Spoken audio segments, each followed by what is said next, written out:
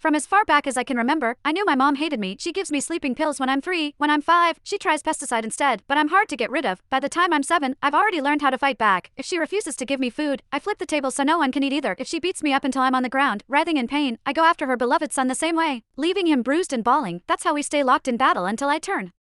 Everything changes when my youngest sister is born. I'm clumsily trying to help with her wet diaper when mom suddenly shoves me against the wall. The look in her eyes holds both disgust and fear. What were you trying to do to my daughter? I knew it. You take after that monster of a father. Why didn't you just die with him? I hold my aching head. For the first time, I don't fight back. I believe she's right. My existence is a mistake. I should never have been alive. Chapter by the time I managed to limp to Granny's house, night had already fallen. Granny saw the mess I was in and didn't look surprised. She took out her first aid kit and treated my injuries like she always did, then made me a simple plate of carbonara. Usually, I would eat while swearing I'd get even the next day, but this time, I just stared at the food and quietly asked, "Granny, I'm not actually Dad's child, am I?" She didn't answer, but the rejection and disgust flickering in her eyes told me everything I needed to know. She stood abruptly and started wiping the table over and over, right where the first aid kit had been. That was when I realized that my blood was something they all wanted to stay away from. I was the son of a rapist. No wonder Mom hated me. A sickening feeling rose in my throat. I bolted outside and leaned against the fence, retching. The night air stung the scrapes on my face before. Whenever Mom hit me, I told myself she owed me for every bruise she'd inflicted on me. One day I'd make her pay them back, but now, I didn't think I could even look her in the eye. I didn't stay at Granny's. She didn't come after me either. Instead, I wandered the streets with no idea where to go. That was when I saw a family outside a restaurant. They were celebrating someone's birthday, smiling and laughing. The woman in the middle was probably the mother. She looked so happy that I instinctively took a step back. Last year, on Mom's birthday, she'd smiled just like that before she saw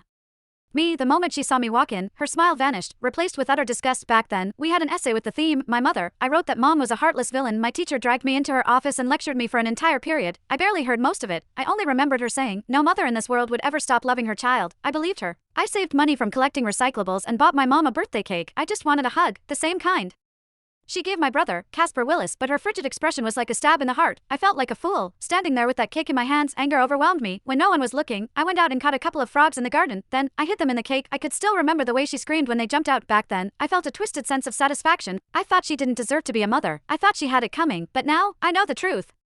The one who didn't deserve anything was me. My existence itself had hurt her. As I watched that mother smile through the restaurant window, I made a decision this year. For Mom's birthday, I would give her a gift she would truly be happy with, one that would free her completely. I decided to die. Chapter once the thought took root in my mind, my steps felt lighter. I even started planning how to do it without troubling anyone. I needed to do something that wouldn't leave a mess. But before I could carry out my plan, a patrolling officer spotted me and brought me home. Mom answered the door. As the door shut behind us, I stared at the floor, unable to meet her eyes. Her icy tone sliced through the air. Why didn't you just die out there? I almost snapped back, but I forced the words down before they came out. Still, as I stared at her back, I couldn't stop myself from asking, what would you do if I really did die? Would she be the least bit sad? If you've got the guts, hurry up and do it. I'd celebrate. She walked straight into my sibling's room and closed the door. I stood